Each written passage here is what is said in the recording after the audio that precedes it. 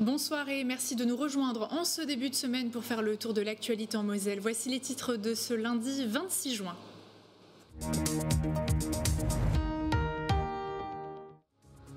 Dans cette édition, nous évoquerons la sécurité routière avec cette journée de sensibilisation organisée par une entreprise de transport en Moselle. Addiction et distraction au volant étaient en ligne de mire. Le festival Hop Hop Hop revient à Metz pour la 14e édition. Le programme détaillé a été dévoilé aujourd'hui. Notre journaliste Jérémy Faurobert sera avec nous pour en parler dans quelques instants. Et puis la boue et le fun étaient au programme de ce dimanche à Saint-Avold avec le grand retour de la course extrême Nabor Raid et le public a répondu présent. Demain, mardi, le ciel sera partagé entre nuages et éclaircies du matin au soir avec des températures qui sont enfin dans les normales de saison de 11 à 26 degrés. Et puis nous ferons également un point sur les résultats sportifs du week-end avec Mathieu Anquinet. Ce sera dans quelques minutes le temps de développer les titres.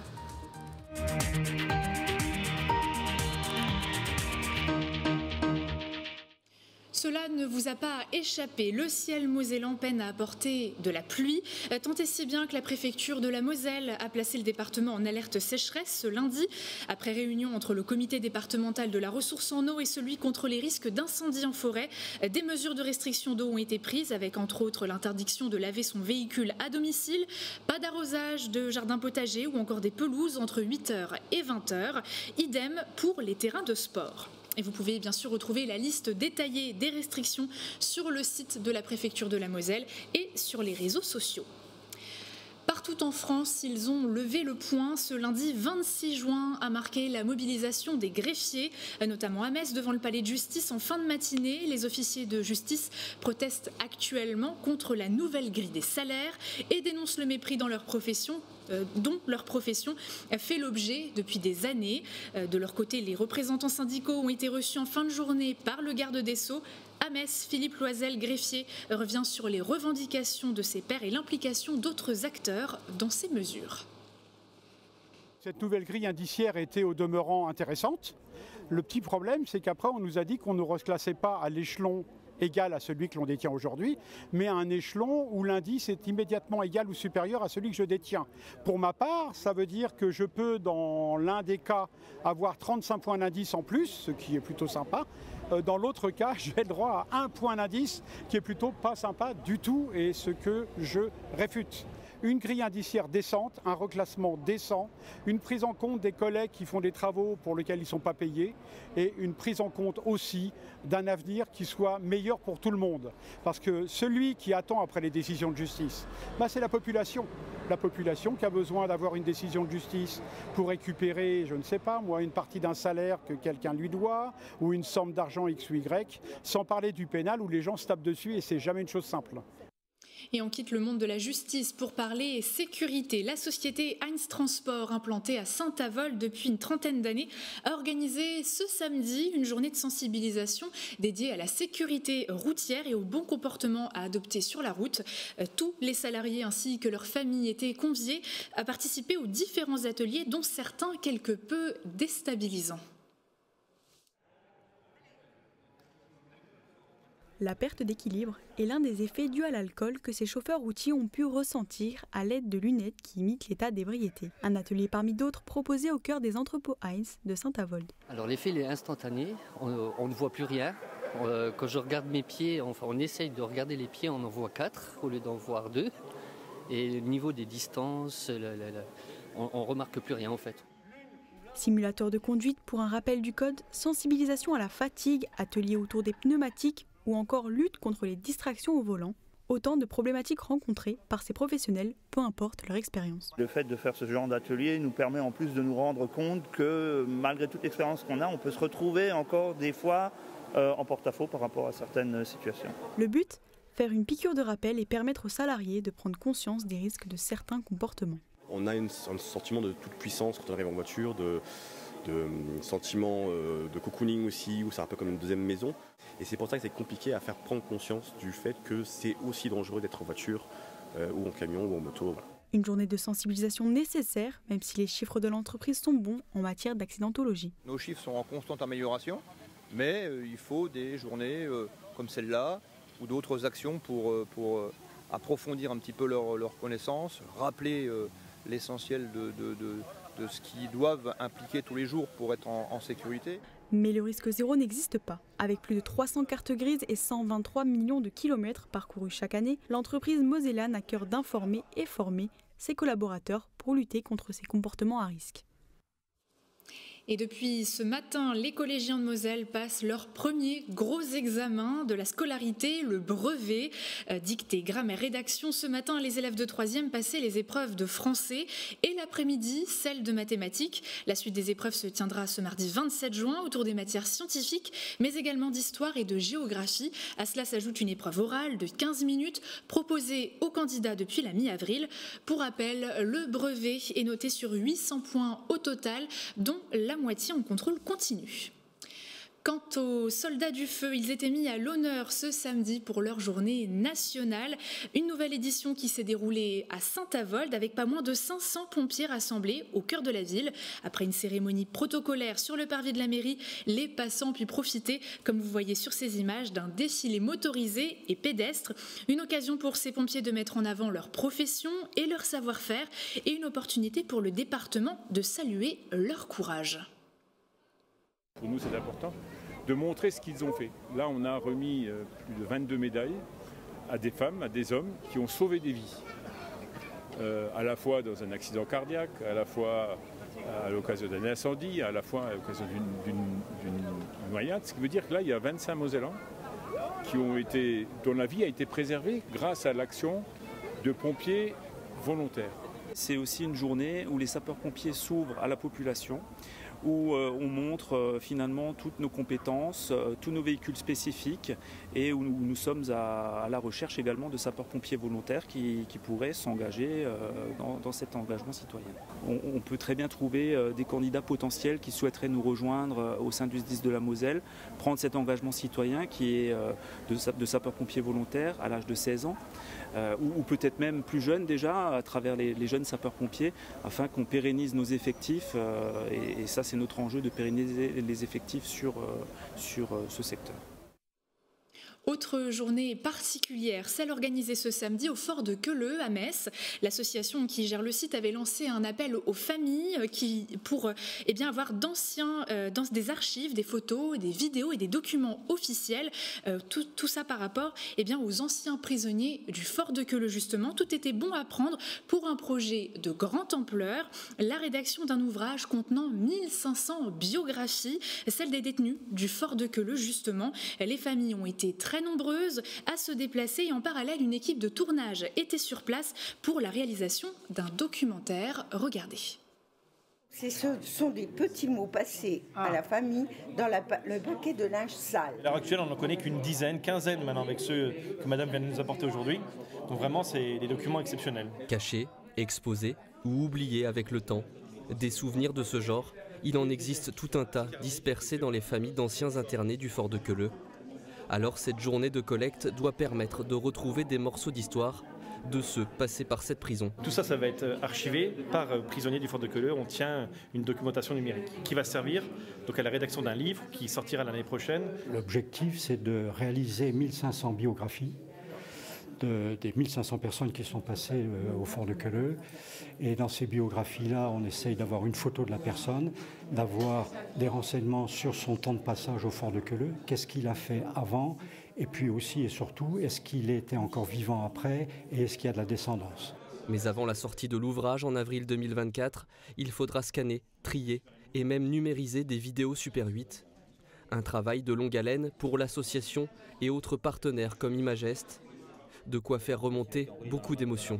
Ici, c'est la première fois que je viens ici, donc voilà, on se remémore un peu tout ce qui s'est passé, les histoires, le peu d'histoires qu'on a entendues. J'ai ramené les photos de mon grand-père, donc c'est les photos de lui devant son café, à l'époque qu'il avait à Frémin-Merlebac. Je suis à la recherche de mon grand-père, je ne sais rien de lui, à part qu'il a été incarcéré ici, voilà, le 21 décembre 1943.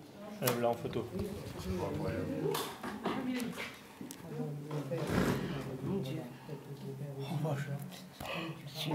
Des documents précieux, tout autant que la mémoire vivante.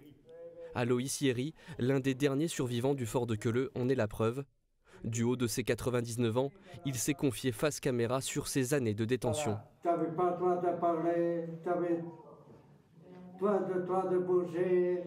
Des images à retrouver dans un documentaire de 52 minutes diffusé le 15 octobre prochain pour les journées de la mémoire mosellane au fort de Queuleux justement. Et si vous avez loupé cette journée, vous pouvez toujours contacter l'association via leur site internet.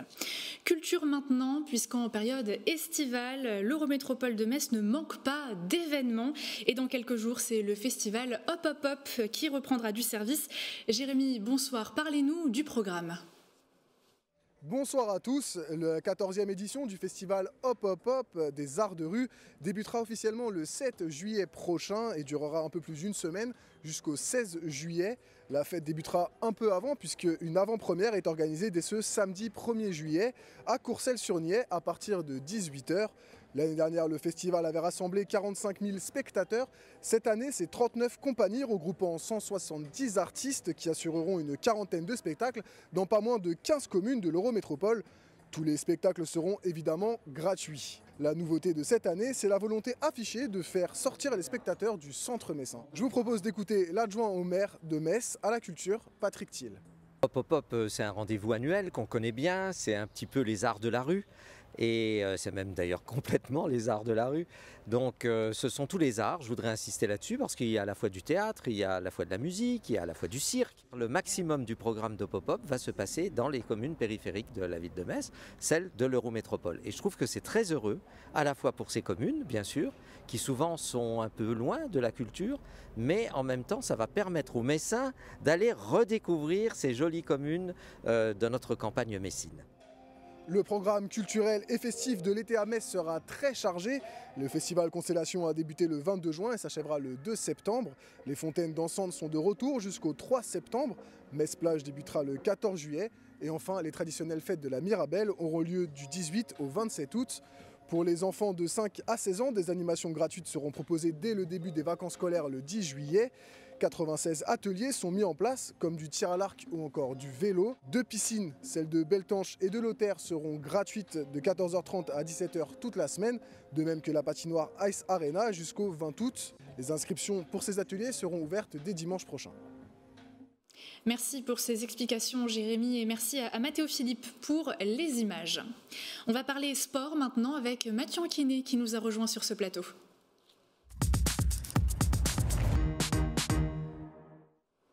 Bonsoir Mathieu. Bonsoir Véronique. On va démarrer par du foot puisque ce week-end se tenaient les finales de Coupe de Moselle avec les équipes réservées et seniors. C'était à Henry qui sort vainqueur. Et commençons par les équipes réserves. C'est le Châtel Conquistadores qui s'est illustré sur le score de 1-0 face à Macheren. Pour ce qui est des seniors, c'est Audin Tige qui s'en est le mieux tiré, mais il a fallu attendre la 94e minute et un but de Gérard pour fixer le vainqueur. Plus important que ces résultats et que ces trophées qui ont été remis, eh bien, c'est l'ambiance qui régnait sur cet événement, et une ambiance de football vrai, comme en témoigne le reportage de Jérémy Ferrobert.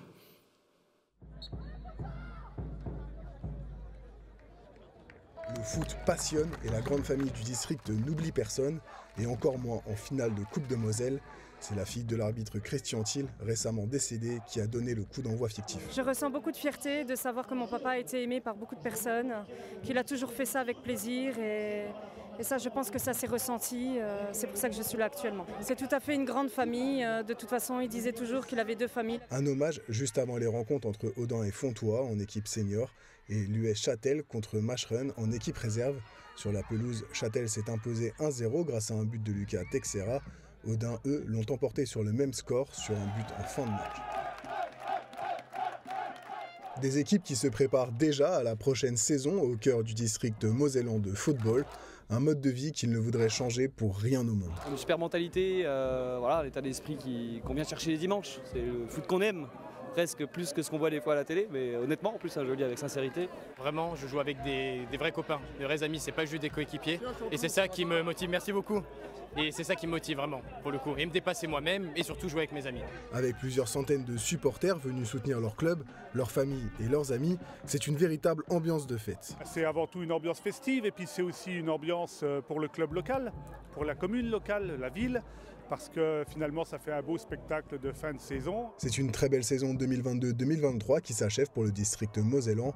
Tous les sportifs pourront profiter de vacances bien méritées avant de revenir sur le terrain pour entamer une nouvelle année avec toujours la même passion. Handisport à présent, Mézières-les-Messes accueillait les championnats de France de tennis de table par équipe. Effectivement, c'est un événement qui avait déjà été accueilli en 2018 et qui a permis aux pongistes de toute la France de venir s'affronter en Moselle. Autour des tables, plusieurs champions paralympiques comme Stéphane Moliens ou encore Fabien Lamiraud. Un événement qui a permis aux locaux également de s'illustrer avec plusieurs médailles. En fauteuil, l'or pour Sylvain Noël et Stéphane Gilles Martins, le bronze pour Stéphane Moliens et Alan Papiré. Et pour le protocole debout, l'argent a été remporté par Michel Chalère et Romaric Vinchon. On va quitter les tables si vous le voulez bien, mais on va rester quand même en tennis. Harold Maillot est déjà à Wimbledon. Effectivement, en attendant l'arrivée en jeu d'Hugo Humbert, le numéro 1 français, qui a déclaré forfait à Majorque, Harold Maillot a débuté sur gazon. Il s'opposait à Geoffrey Blancano, un autre français en qualification ce lundi à la mi-journée. Et le moins qu'on puisse dire, c'est qu'il n'en a fait qu'une bouchée avec une victoire 6-0, 6-1. Il reviendra en compétition demain face à l'Australien James Duckworth, le 109e mondial. Et puis les écuries d'Olgy ont connu 3 jours de fête et de solidarité avec la pratique du saut en fil rouge. Oui, c'est à Olgy que se jouait le trophée des rois amateur élite. Le cavalier Régis Albrand de Peltre et sa monture ont remporté la finale de la compétition. En amateur 2, c'est la locale Lisa Charrois qui est arrivée deuxième de la finale, ce qui ne l'a pas empêché de remporter le trophée en raison des performances qu'elle avait réalisées plus tôt dans la saison. Un événement où il était aussi plus important que les trophées, c'était la solidarité qui régnait, puisqu'une belle somme a été récoltée au profit de l'association Raphaël Lorraine. On écoute d'ailleurs Jocelyn Rosaire, un des hommes à l'initiative de l'événement. La première année, on leur a donné 1 000 €, la deuxième année 2 000, la troisième année, donc l'année dernière, 3 000. Cette année, nous avons changé le format du Trophée des Rois. On avait pour objectif d'atteindre 5 à 8 000 € cette année, et on a explosé le montant du chèque qui est de 18 000 € et c'est tout à fait exceptionnel. Aujourd'hui, on réalise le plus beau rêve des enfants de Raphaël Lorraine et je pense des choses exceptionnelles pour les amateurs en Lorraine. On va faire un détour par les Jeux européens de Cracovie où Lisa Barbelin a récolté une nouvelle médaille. Uran ici, Jocelyn Rosaire a visé juste en matière de solidarité. Lisa Barbelin continue de viser juste avec son arc et de viser les médailles d'ailleurs. L'archère mosellane formait la paire avec Caroline Lopez et ensemble elles ont écarté la Turquie et l'Allemagne sur des scores sans appel avant de chuter en finale face au Royaume-Uni. Elles repartent avec une très belle médaille d'argent.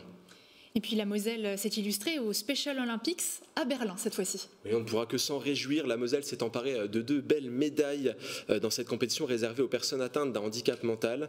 La première est en or, on vient de la voir, c'est Maëva Kiefer qui l'a emportée sur 100 mètres. La seconde est en bronze et c'est Romain Régnier qui l'a remportée sur 100 mètres également. En tout, la France a décroché 5 médailles d'or, 10 médailles d'argent et 12 médailles de bronze. On peut véritablement parler d'une campagne réussie. Et pour finir, depuis vendredi, on en sait plus sur le passage de la flamme olympique en Moselle. Et on ne cesse de le répéter, c'est vraiment un événement d'ampleur qui va animer toute la France, mais particulièrement la Moselle. Le passage de la flamme à Sarreguemines, Meisenthal, à Pâques, jusqu'à la frontière entre l'Allemagne et le Luxembourg, la Thionville, Yutz et bien sûr Metz pour une dernière soirée de célébration. On sait aussi désormais qu'Amnéville sera un lieu de festivité dès le 26 juillet et ce jusqu'à la fin des Jeux Olympiques et Paralympiques. Tous les détails sur ces annonces et événements sont à découvrir dans un article sur moselle.tv bien sûr. Merci beaucoup Mathieu pour ce récap sportif. On vous retrouve bien évidemment demain mardi à 18h30 pour Moselle Sport. Et du sport, il en était également question à Saint-Avold pour l'édition 2023 du Nabor Raid, cette course extrême mêlant obstacles, boue et amusement. Après 3 années blanches, le comité d'organisation qui a été renouvelé n'imaginait pas que le succès serait au rendez-vous et pourtant ce sont plus de 2000 personnes qui ont foulé les parcours de 6 et 12 km. Retour en images, enfin si vous n'avez pas peur de vous salir.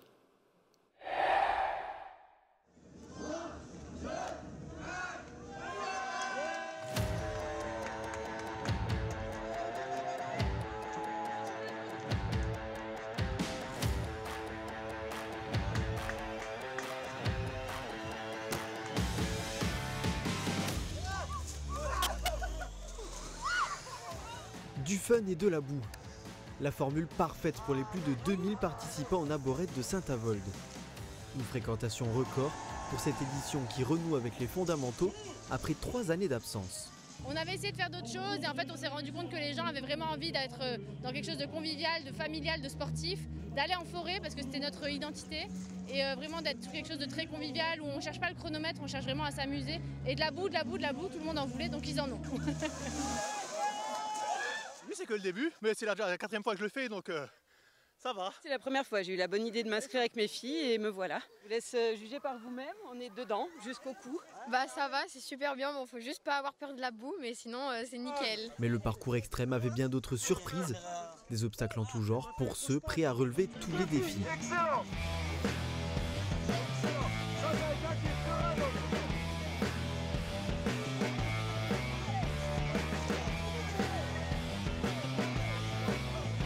Des parcours semés d'embûches, mis en place et encadrés par plus de 200 bénévoles et un nouveau comité organisateur. Les coureurs ont pu évoluer sur 6 et 12 km, alors pour se donner du courage, place d'abord à l'échauffement.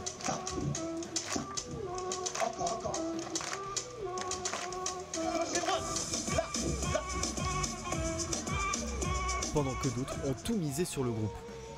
On est tous ravis de le faire et on attend maintenant les autres obstacles. On est vraiment content d'être là. On crie, on s'amuse. Après, je motive mon équipe. L'objectif, c'était de s'amuser ensemble, passer un bon moment ensemble, en dehors du travail, dans la convivialité, pour mieux se connaître, tout simplement. Donc, on est venu entre amis pour s'amuser. Et puis c'était bien, c'est réussi. Ouais. C'était dur sur le début. Ouais. Et une fois qu'on était lancé, ça allait un peu mieux. Ouais. Ambiance très bien et super beau temps, organisation parfaite. À refaire, à conseiller. Pas de date encore arrêtée pour 2024, mais au vu de l'engouement et de l'énergie de cette édition, il est certain que Naborède a trouvé un public fidèle. Et avant de se quitter, direction le centre-ville de Metz, le socle de la colonne de Mertens vient d'être installé sur son nouvel emplacement. Déplacée de quelques mètres, cette structure devait justement être déplacée afin de la valoriser, elle, mais également la rue Serpenoise, une volonté de la mairie de Metz. Alors que le socle avait été endommagé lors de son déplacement, celui-ci a donc été refait à neuf.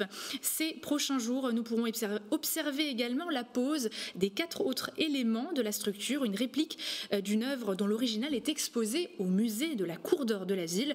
Haute de presque 15 mètres, la colonne de Mertens représente Jupiter en plein combat face à un anguipède, un géant au corps d'homme et à la queue de serpent. Merci beaucoup de nous avoir suivis. Retrouvez tout de suite un nouveau numéro de Mon Graouli à moi avec en invité cette fois-ci Jean-Michel Faretra. Très belle soirée sur Moselle TV et à demain.